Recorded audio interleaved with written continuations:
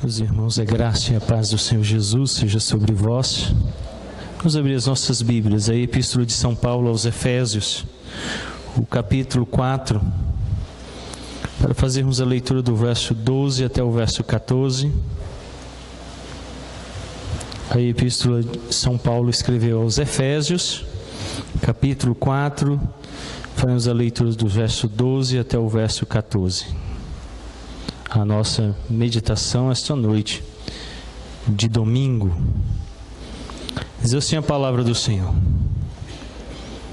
com vistas ao aperfeiçoamento dos santos para o desempenho do seu serviço, para a edificação do corpo de Cristo, até que todos cheguemos à unidade da fé e do pleno conhecimento do Filho de Deus, a perfeita varonilidade, à medida da estatura da plenitude de Cristo, para que não mais sejamos como meninos, agitados de um lado para o outro e levados ao redor por todo vento de doutrina, pelas artimanhas dos homens, pela astúcia com que induzem ao erro. Oremos. Sejam bem aceitas as palavras da minha boca e o meditar do meu coração a tua presença, Deus meu, rocha minha e redentor meu, é o que oramos em nome de Cristo. Amém. Nós estamos avançando na série de sermões aos Efésios e hoje avançamos um pouco mais no capítulo 4. Ainda temos uma longa caminhada nessa epístola e nesse trecho ainda muito o que ouvir da parte do apóstolo São Paulo para a nossa instrução.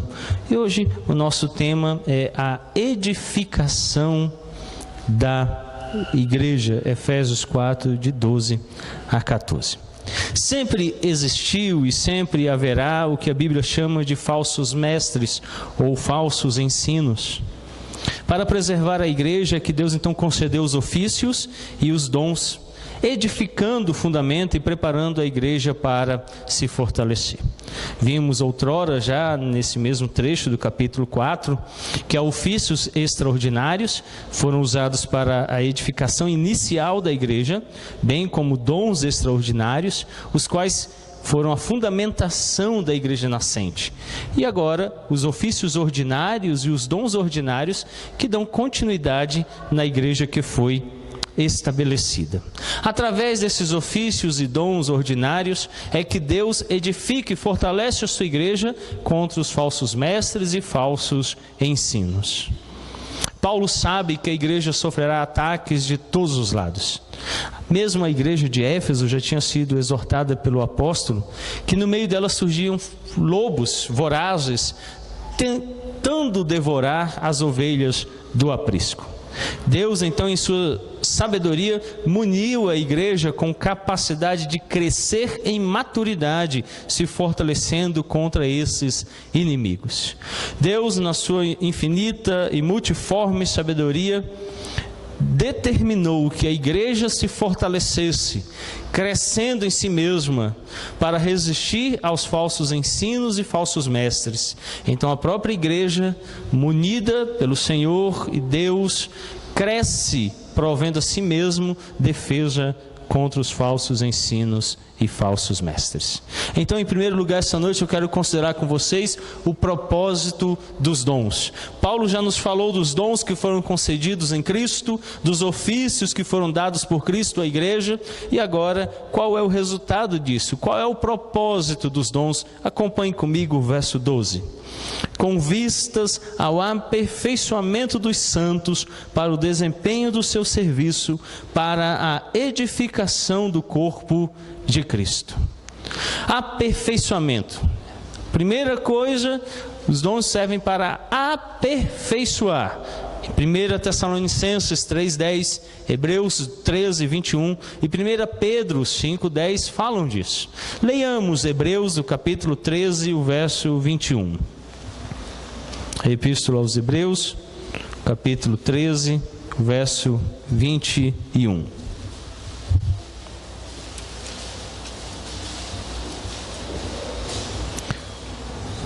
vos aperfeiçoe em todo bem, para cumprirdes a sua vontade, operando em vós o que é agradável diante dele, por Jesus Cristo, a quem seja a glória para todos sempre. Amém. Então, esses 3 exemplos apresentados, uma das epístolas de Paulo, uma epístola católica ou geral aos Hebreus e depois outra escrita pelo apóstolo São Pedro, a ideia é de aperfeiçoar. Aqui Paulo pensa em equipar os santos, fornecer a eles tudo o que lhes é necessário para o crescimento. A primeira coisa que os dons fazem na igreja é equipar a igreja, é conceder à igreja as ferramentas necessárias para que ela seja edificada, consolidada e cresça. Em segundo lugar, diz que é para o desempenho do seu serviço. Ora, os dons, além de equiparem, darem à igreja ferramentas, ele também faz com que haja um desempenho do serviço.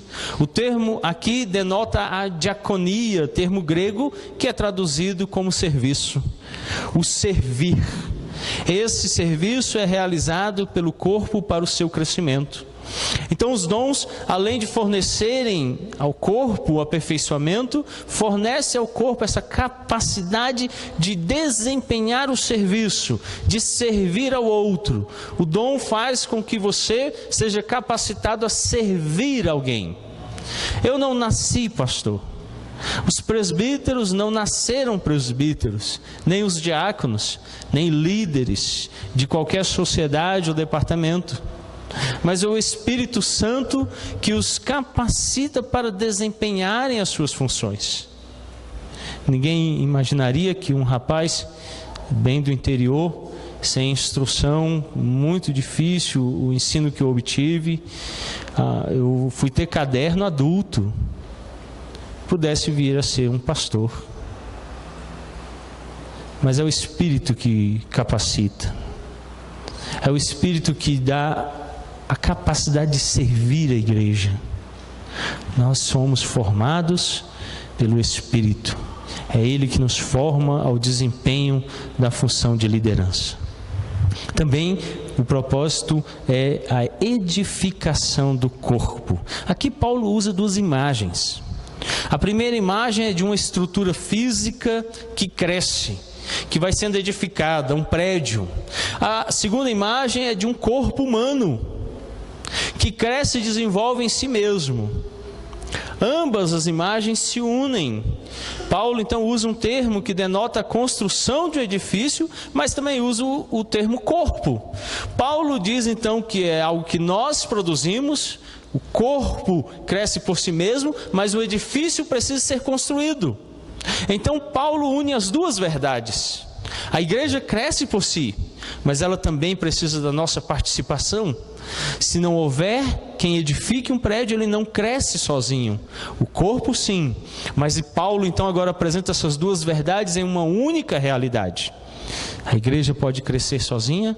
Pode, ela é um corpo vivo, mas ela também é um edifício. E como todo edifício precisa ser construído passo a passo. Cada um precisa desenvolver e desempenhar a sua função, servindo para que esse corpo então seja edificado, construído, estabelecido. Então o propósito dos dons. Os dons são concedidos à igreja para a sua edificação, para o desempenho no serviço e edificação do corpo. Ela tem então propósitos distintos. Os dons hoje em voga na igreja evangélica mais parecem um show de horrores. Não edificam, não constroem, não permitem que haja desempenho do serviço, da função. O corpo fica prejudicado, é dividido. Um edifício não é construído porque cada um faz o que bem entende. Mas os dons apresentados por Paulo aqui estão unidos na pessoa de Cristo. Nós vimos agora a primeira carta aos Coríntios, no capítulo 1, Paulo falando de como os dons operam em relação ao próprio Cristo. E essa unidade então é que dirige a igreja. E ela então é capacitada em primeiro lugar. Em primeiro lugar, ele dá à igreja as ferramentas. Depois, em segundo lugar, isso permite que você desenvolva o seu serviço. E termina com a construção de um edifício que é um corpo vivo. Esse é o propósito dos dons. Os dons não servem para a autoexaltação. Os dons não servem para dividir a igreja, como vimos anteriormente. Os dons não servem para fazer um show de horrores. Paulo, já escrevendo aos Coríntios, disse que há muitos incrédulos que quando entram na igreja ficam aterrorizados com o que veem. Mas os dons devem edificar o corpo, devem trazer crescimento ao corpo.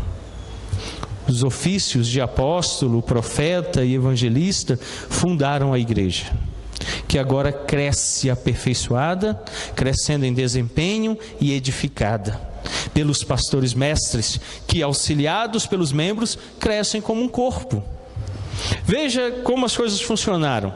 Inicialmente, os ofícios extraordinários fundaram a igreja. Por isso, o capítulo 2, o verso 20 de Efésios, acompanhe comigo, o apóstolo Paulo diz assim: edificados sobre o fundamento dos apóstolos e profetas, sendo ele mesmo, Cristo Jesus, a pedra angular. Paulo então declara que nesses homens, em seus ofícios extraordinários, a igreja foi fundada, a base foi lançada. Agora vem os pastores mestres e desempenham a função de conduzir o corpo, a igreja, a crescer. A igreja não cresce na figura do pastor, a igreja não cresce na figura do membro, a igreja cresce na figura dos pastores, mestres, com a igreja, cada um desempenhando o seu dom para a edificação do corpo. Esse é o propósito apresentado, aperfeiçoando, crescendo em desempenho e sendo edificada. É uma crescente. A igreja precisa sempre se desenvolver. Estamos vendo pela manhã a liderança em Neemias, e agora à noite o apóstolo Paulo também nos conduz nessa mesma direção, de uma unidade, de um corpo multiforme com um único propósito: a sua autoedificação e o seu crescimento para a glória de Deus. Então, qual é o produto dos dons? Se o propósito dos dons é edificar, estabelecer e preparar a igreja para o serviço, qual é o produto? Verso 13: até que todos cheguemos à unidade da fé e do pleno conhecimento do Filho de Deus, a perfeita varonilidade, a medida da estatura da plenitude de Cristo. Isso conduz a igreja então à maturidade. A figura apresentada por Paulo no verso 13 é de uma pessoa forte, madura, bem formada, desenvolvida. Quando ele declara no verso 13, dizendo até que todos cheguemos à unidade da fé, do pleno conhecimento do Filho de Deus, então ele diz a perfeita varonilidade. Essa imagem denota uma pessoa forte, que é madura, que é bem formada, que é desenvolvida. Esse deve ser o resultado dos dons na igreja. Os dons devem produzir na igreja uma igreja forte, amadurecida, bem desenvolvida. Os dons devem produzir o crescimento. Qual é o resultado dos dons na vida da igreja? É o crescimento dela, é o estabelecimento. Ela então agora fica forte e robusta. Paulo então nos convida a esse crescimento. O desejo de Paulo é que todos cresçam.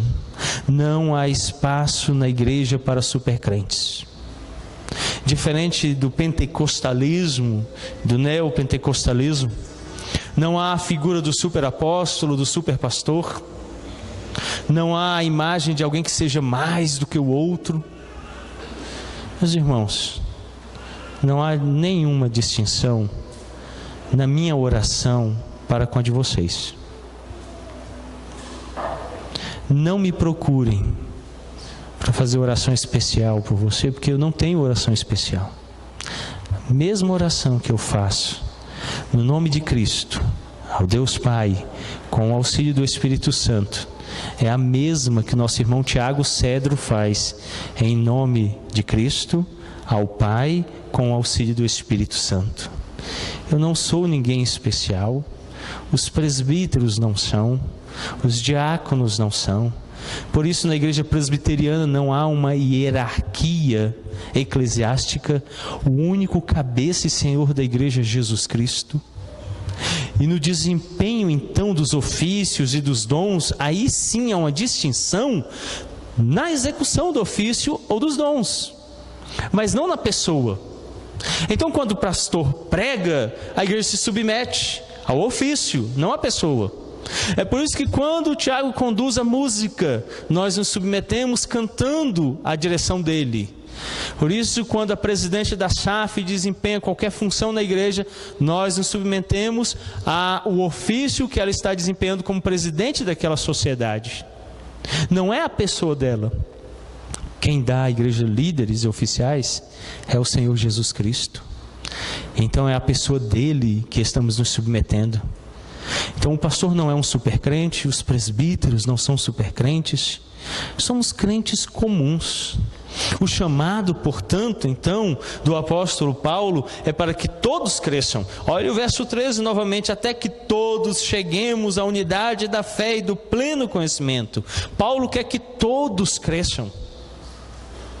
É por isso que nos reunimos em estudo bíblico na semana, reunião de oração, a escola bíblica dominical, os cultos dominicais, para que cresçamos.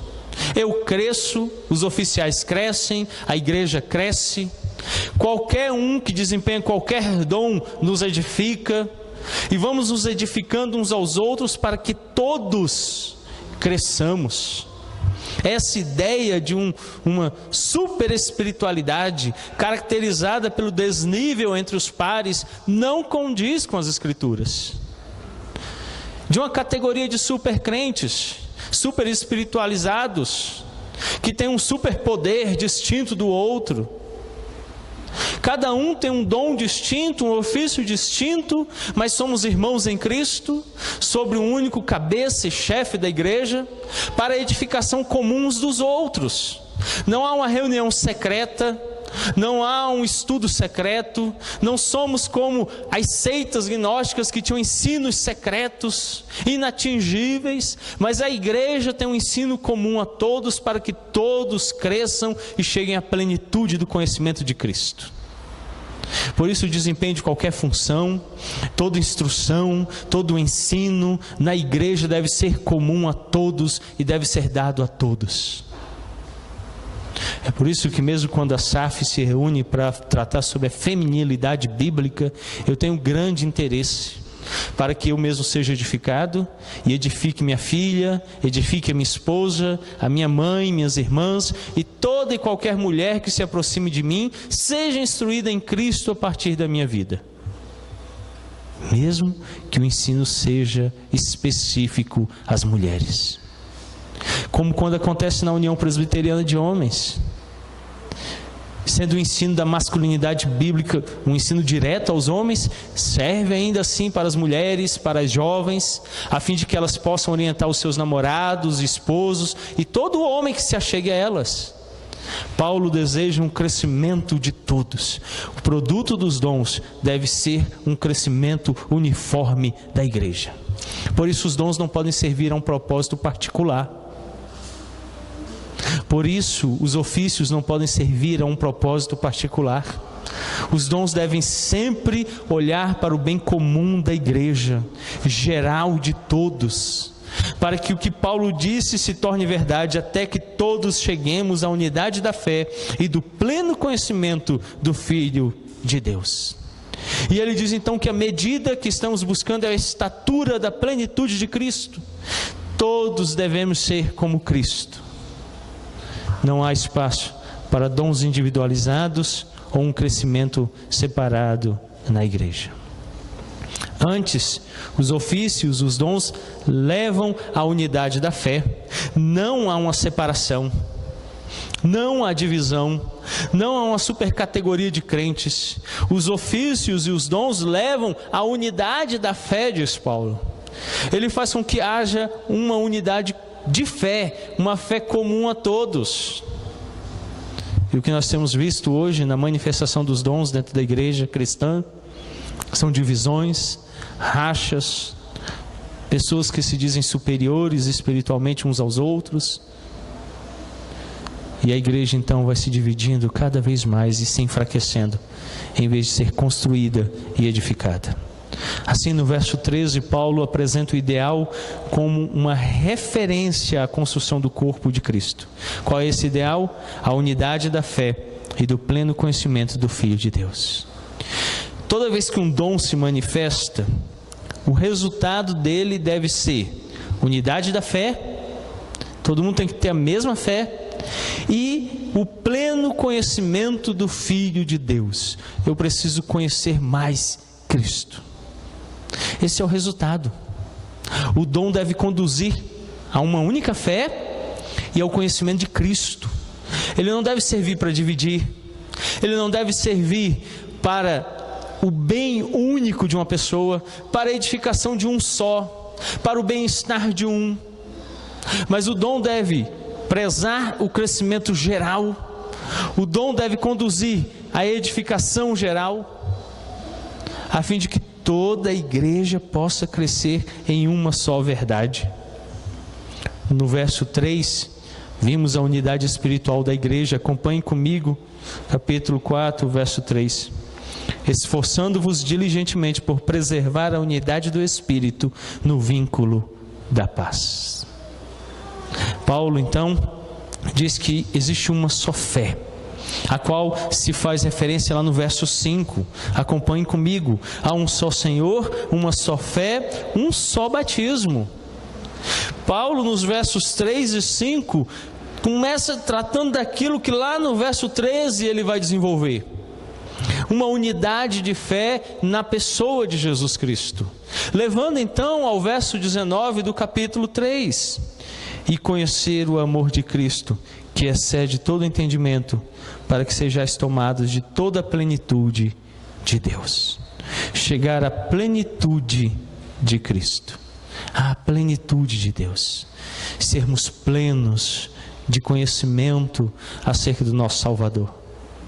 Os dons, então, como vimos no início, servem para o aperfeiçoamento, para equipar a igreja, para que a igreja possa servir e então possa edificar um edifício espiritual, um corpo vivo espiritual.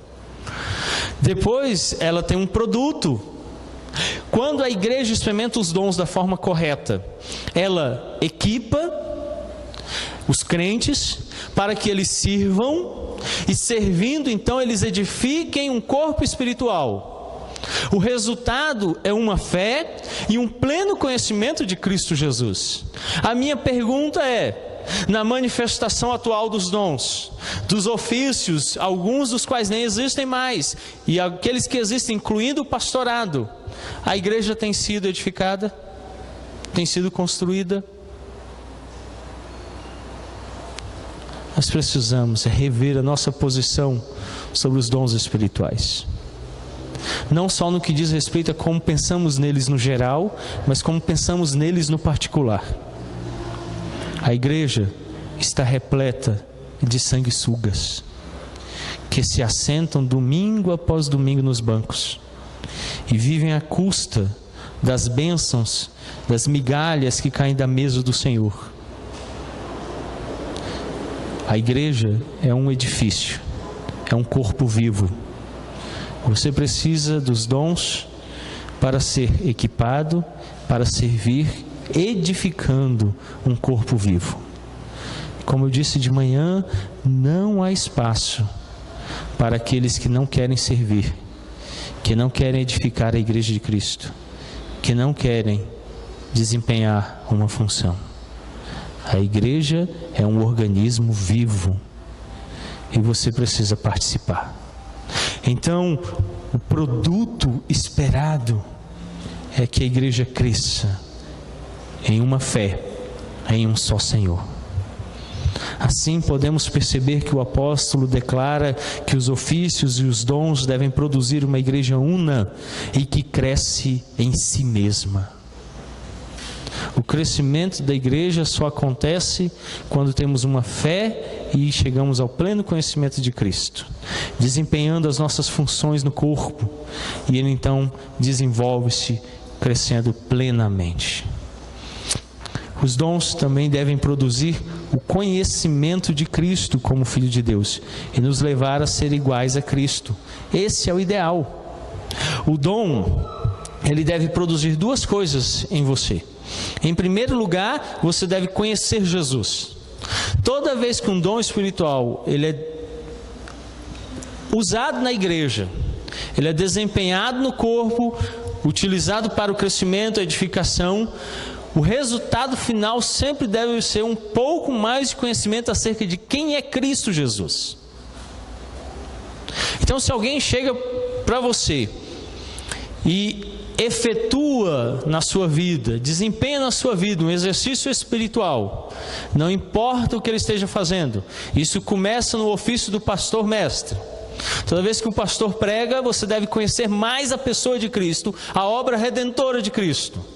Não importa se é um diácono, utilizando o dom do serviço, da misericórdia.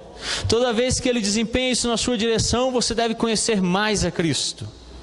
Não importa se essa pessoa vem e desempenha um dom espiritual, como por exemplo do discernimento. Ele deve conduzir você ao conhecimento de Cristo Jesus. E ainda, ele deve levar você à plenitude da estatura de Cristo Jesus. Não só você conhece mais a Cristo, como você deve se parecer mais com Cristo. Então ele te apresenta a pessoa de Cristo e ele faz com que você se torne igual a Cristo. É por isso que somos cristãos, seguidores de Cristo ou pequenos cristos. A nossa ideia, o nosso propósito é nos tornarmos a imagem e semelhança dele. Então os dons e os ofícios devem produzir isso na igreja. Se tem algum dom, se tem algum ofício que está sendo desempenhado na igreja, mas não está levando você a conhecer mais a Jesus e nem fazendo você se assemelhar a Ele, duvide se esse ofício procede de Deus ou se esse dom é espiritual mesmo, porque isso deve ser o resultado alcançado. Em terceiro lugar, o resultado dos dons na igreja, olha o verso 14. Para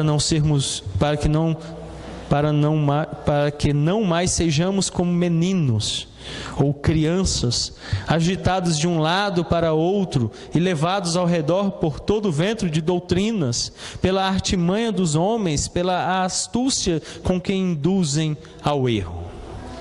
Essa maturidade que Paulo está buscando na igreja, e ele fala isso no verso 12, para nos tornarmos maduros e então chegarmos no verso 13 à perfeita varonilidade com todas aquelas ferramentas dispostas, é caracterizado então no verso 14 de forma negativa e depois no verso 15 de forma positiva. Diz o verso 15: mas seguindo a verdade em amor, cresçamos em tudo naquele que é a cabeça, Cristo. Nós encontramos em primeiro lugar no verso 14 o aspecto negativo e veremos no próximo domingo no verso 15 o aspecto positivo. Hoje nos deteremos somente nos aspectos negativos. Primeiro, o desejo de Paulo é que a igreja cresça em estatura, deixando de ser uma criança, que haja mudança. A imagem que ele usa aqui, o termo meninos, é o termo criança mesmo, infante. E ele então denota para que não mais sejamos como crianças, imaturas, levados de um lado para o outro. Qualquer coisa muda. Um dia gosta de uma coisa, outro dia não gosta. Qualquer coisa o seduz, qualquer coisa o deixa maravilhado. A coisa mais fácil que tem é ser mágico para o Isaac. Qualquer coisinha engana ele. A Alice já está mais difícil. Até bem pouco tempo atrás, eu fazia assim com a mão e tirava o nariz dela. Hoje eu faço, ela, pai, para de ser bobo, meu nariz está aqui.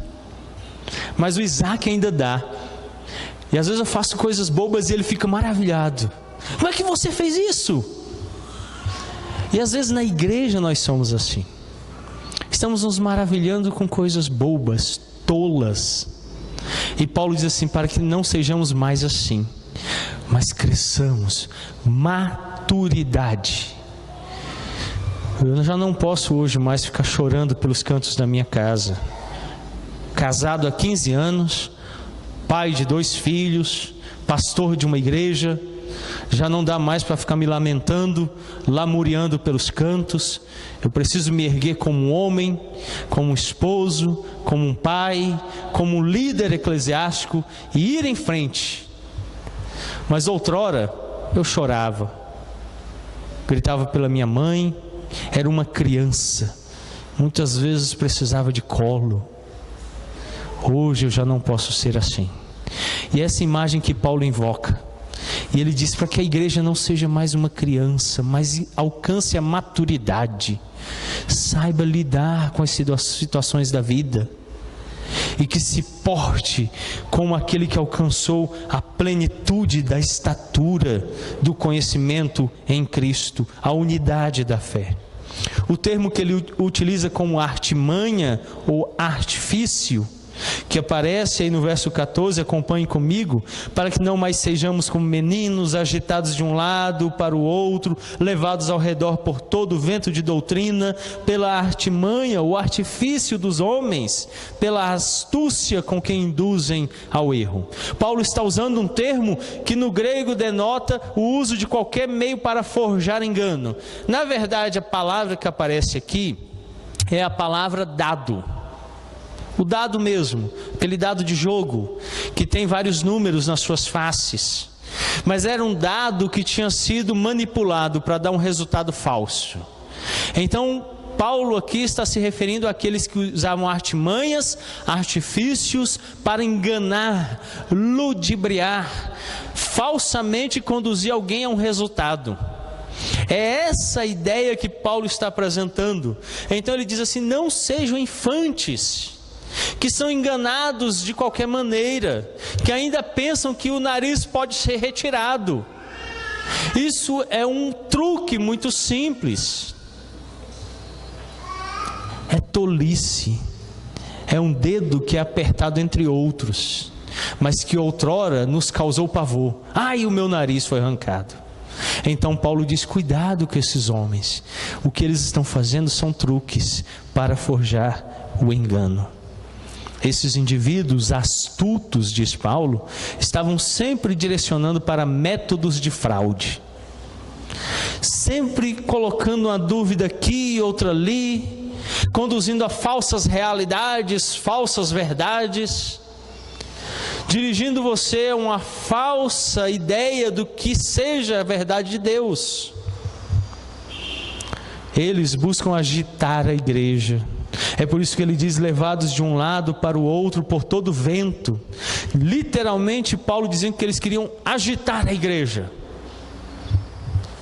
procurando levar os crentes por ventos de doutrina, induzindo ao erro.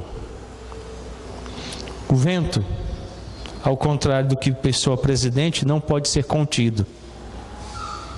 Ele se vai, ele acaba. O grande problema do vento é que ele não tem nada duradouro. Eu sei que agora vocês estão pedindo um pouquinho de vento, né? Esquentou, o tempo parou, esse mormaço nos faz mal. Se viesse uma brisa agora seria ideal, mas nós não temos controle sobre o vento. Ele está soprando e ele pode passar e ir. Então Paulo diz que a doutrina dessas pessoas é assim: ele vem, ele movimenta e se vai. Não pode ser contido, não pode ser armazenado, tá bom? Não dá para armazenar vento. Então essa doutrina não pode ser contida, ela não vai durar, ela vai passar. Doutrinas que surgem e vão na história da igreja, e que ao contrário da verdade escriturística não permanecem, não são uma verdade eterna, mas passam, vão e vêm, indo e voltando. O pentecostalismo não é novo, ele está lá na Epístola aos Coríntios e foi combatida por Paulo, e voltou em 1900 para assolar a igreja, e já está passando e vindo uma nova doutrina, e ele tornará a vir de novo. é vento que vai e vem. E que Paulo diz que alguns são levados de um lado para o outro.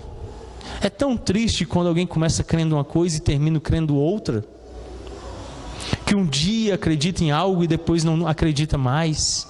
Paulo então diz que alguns fazem isso na igreja, e ele então diz: meus irmãos, não sejam assim. Os ofícios e os dons trazem esse resultado na vida da igreja, eles fundamentam a igreja. Paulo então diz assim: vocês não vão ser mais como meninos, porque a igreja, como ele disse no verso 12, é aperfeiçoada, é equipada, para que haja um serviço dentro dela, para que ela seja edificada no fundamento dos apóstolos e profetas, e então ela cresça agora, fundamentada, sem ser balançada de um lado para o outro. As duas expressões se contrapõem: um edifício fundamentado, que tem uma base, que está sendo edificado firmemente, e crianças tolas que são balançadas de um lado para o outro pelo vento. Esse prédio no qual nós estamos não pode balançar ao sabor do vento. Seria por demais perigoso. Já imaginou? O vento bate e ele dobra para esse lado, e depois o vento bate de lá e ele dobra para cá. Já teríamos todos morrido soterrados.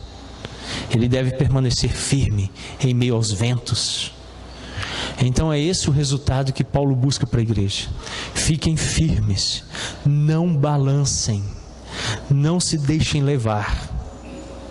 Há muito, vem se discutindo muita coisa no seio da igreja, mas a doutrina dos apóstolos e profetas permanece a mesma, e é nessa que nos firmamos, e é por ela que nos dirigimos.